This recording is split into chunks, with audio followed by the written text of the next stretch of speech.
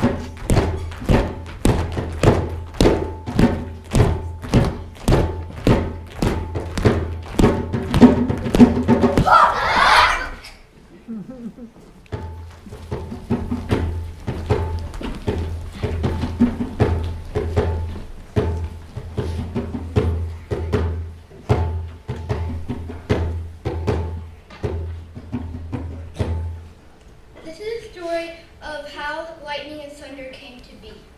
Lightning and thunder used to live on Earth amongst all the other people, but the king made them live on the far end of town and as far away as possible from other people's houses.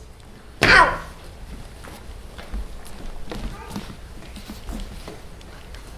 The thunder was an old mother sheep, and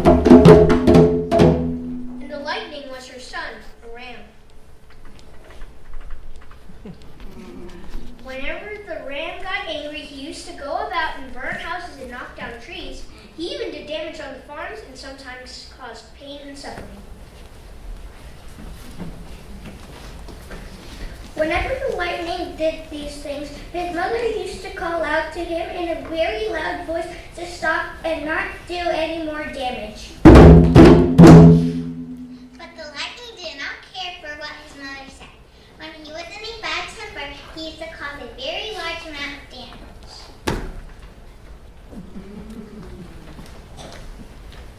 At last, the king could not stand it any longer and complained to the king.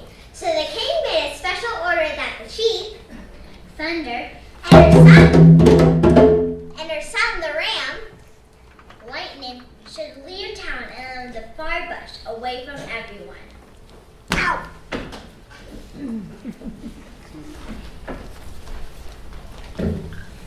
This did not do much good as when the ram got angry. He still burnt the forest, and flames sometimes spread to the farms and consumed them. So the people complained.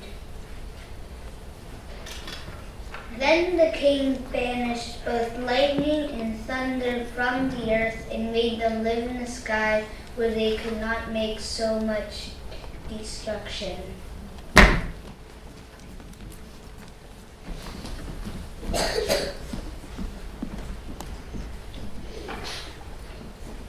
Ever since when the lightning is angry, he commits damage as before. But you can still hear his mother Thunder rebuking him and telling him to stop.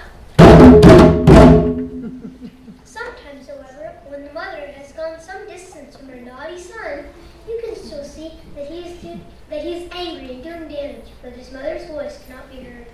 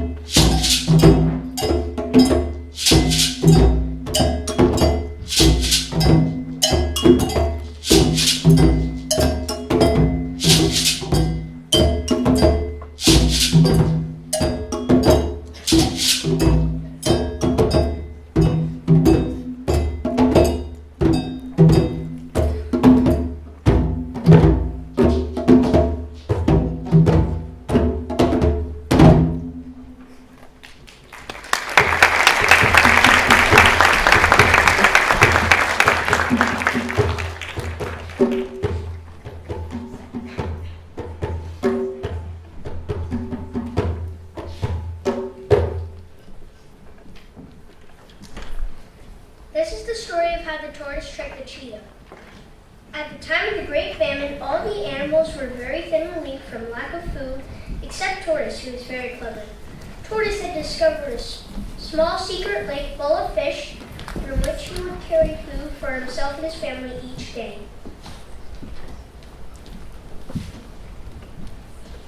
One day, the cheetah spotted the tortoise and noticed how full he looked, as he was very thin himself. He decided to watch the tortoise. So the next morning, he hid himself and waited very patiently until at last the tortoise came along quite slowly, carrying a basket which appeared to be heavy.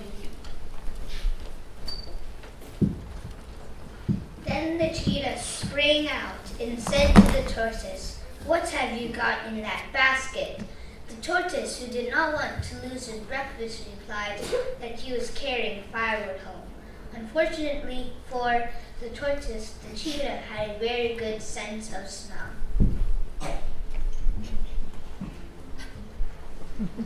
"I know there is fish in there," said the cheetah. The tortoise, who could not reply to the strong cheetah, replied, "Very well then, let us sit down under this shady tree, and if you will make a fire, I will go to my house and get pepper, oil, and salt, and we could eat together."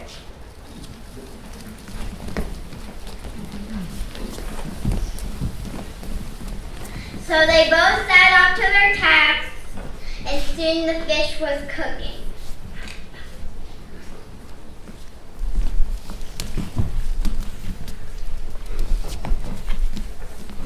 Then the tortoise said, "While we are waiting for the fish to cook, let us play a fun game I know."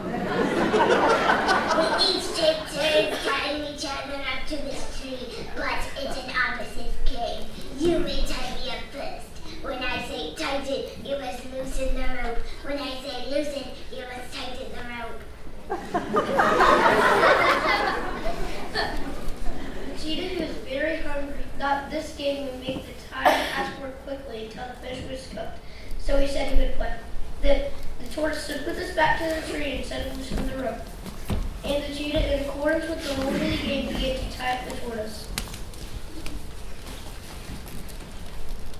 Very soon the tortoise shouted out to the cheetah, "Tighten!" And the cheetah at once unfastened the rope and the tortoise was free. Then the tortoise said, "Very good, cheetah, you are excellent at this game. Now it is your turn." So the cheetah stood up against the tree and called out to the tortoise, "Loosen the rope." And the tortoise quickly passed the rope several times around the cheetah, getting him fastened to the tree.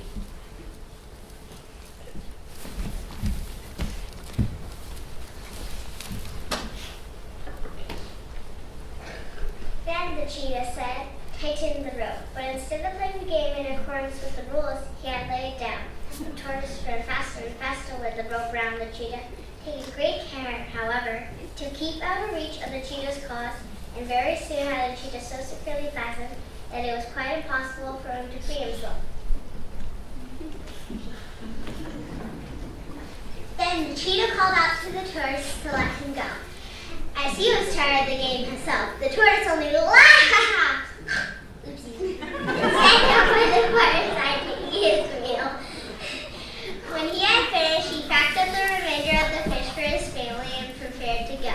But before he started, he said to the cheetah, "You have eaten the members of my family, and now you want to take my fish? I am sorry, cheetah, but not today." In order to make sure the cheetah did not see its way, he was leaving for home. He threw the remains of pepper and salt into the cheetah's eyes and quietly went on his way, leaving the cheetah roaring through tears of pain.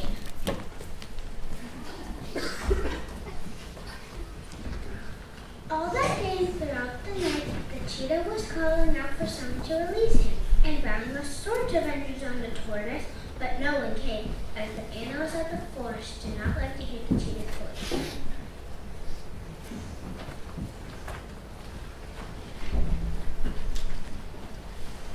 In the morning, when the animals were going to about to get their food, the cheetah called out to everyone, and he sought to come in on time, but they all refused.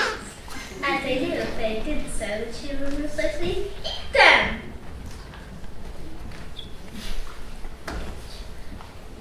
At last, a small bush rat came near and saw the cheetah tied up to the tree and asked him what was the matter. The cheetah said he had been playing a game of opposites with the tortoise, but the tortoise had tricked him and left him there to starve. The cheetah begged the bush rat to cut the ropes with his sharp teeth. The bush rat felt sorry for the cheetah, but at the same time they knew if he let the cheetah go, he would very well be eaten. But that bush rat is rather kind-hearted, and having had some experience with traps himself, he could sympathize with the cheetah's uncomfortable position, and he hit upon a plan. He first started to dig a hole under the tree, quite regardless of the cheetah's cries. When he was finished, he came out and just cut one of the ropes, and immediately ran into the hole and waited there to see what would happen. But although the cheetah struggled frantically and could not get loose after the tortoise tied him up so fast. After a time, when he saw that there was no danger, the bush rat crept out again and very carefully bit another rope and retired to his hole as before. And nothing happened. He started to feel more confidence and bit several strands one after another until at last the cheetah was free.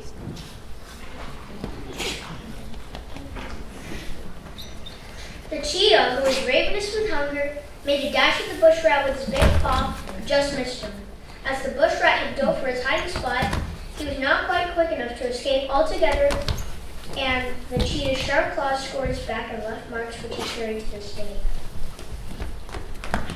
Ever since that day, the bush rat's head had white spots on her back, which represent the cheetah's claws. And after all the cheetah's suffering, there are still tear marks on her cheeks. And both sets of animals in the line should be careful of others.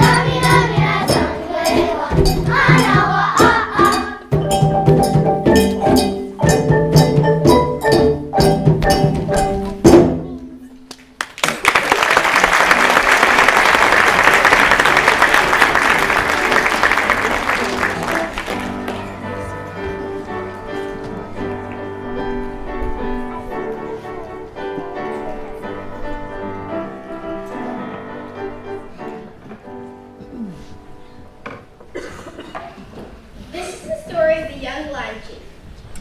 Long ago, an old lion chief who had one son whose mother had passed away from childbirth. The chief and his son were very close and did everything together.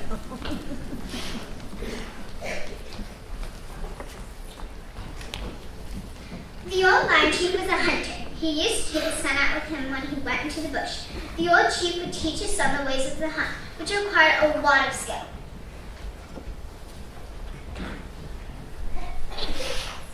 When his little son was old enough, he let him begin to practice. The little boy was very quick at learning. By continually practicing on lizards and small birds, he soon became an expert at pouncing at unsuspecting prey.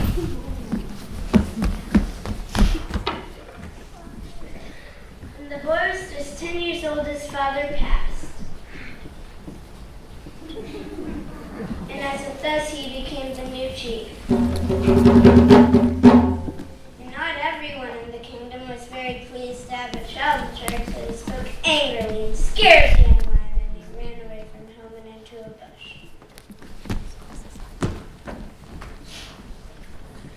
Having nothing to eat, he lived for several days on the nuts which fell from the palm trees. But he was getting older and would need to hunt larger animals to sustain him. One night, while he was sleeping, he had a dream in which his father appeared.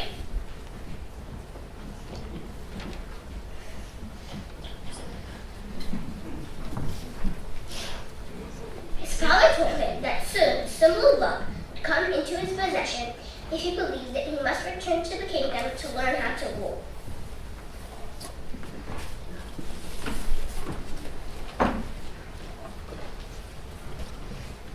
That morning, the lion awoke very thirsty and went down to the stream to drink.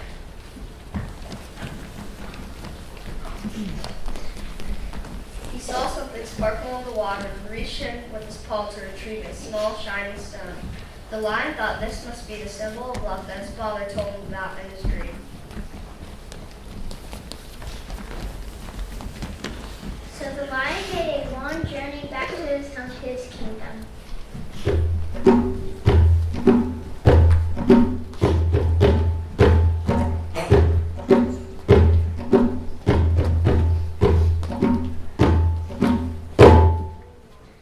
When he arrived, the birds squawked at him. Here comes the sheep, who's the carrying over the kingdom again.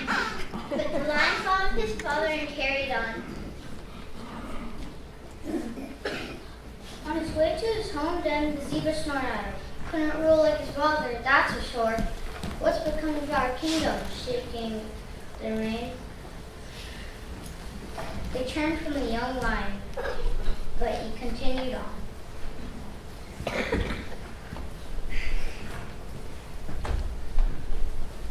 Just before reaching his home, he encountered an elephant.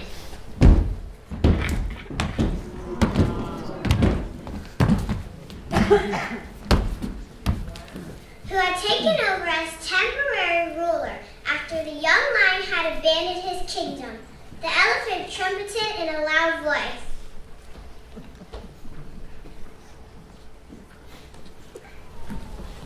I see you are back, young one. You really think you have what it takes to rule the kingdom? It isn't easy, you know. But the lion managed to reply of yes, going into its old den, placing the small stone in a special place. Each morning, the lion would reflect on a stone and tie it up above his palace. Then, he would go out to learn the news of the kingdom, take care of matters, and see if everyone was feeding as they should. His days were not easy, but they grew easier over time. Soon the young lion was fully grown.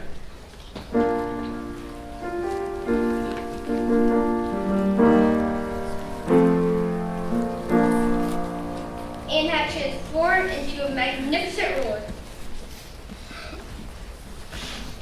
One day, a tiny bird who had her own problems came to the lion for advice. How did you overcome your fears to be such a mighty ruler, she asked. The lion answered her, "My father came to me in a dream and led me to a stone of good fortune and luck. And ever since then, I've been able to be strong and wise." But And even though I said out loud to another, the lion realized that the stone did not give him the power, but that the power came from inside himself. He picked up his stone one more time and realized he looked a lot more like his father now. He stepped out of his den into his kingdom. That day he became an even better leader to his people.